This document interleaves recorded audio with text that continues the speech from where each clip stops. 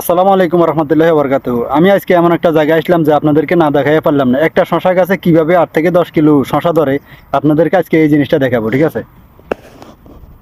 দেখতেছেন একটা গাছে কি পরিমাণে শশা ধরে রেখেছে, ঠিক আছে? এই যে দেখতেছেন গাছের একদম মাটির সাথে শুরু করে মনে করেন যে উপরের দিকে পুরো এরকম করে পুরোটা জায়গাতে এরকম শশা দেখতেছেন কি পরিমাণে শশা ফুলে আসছে।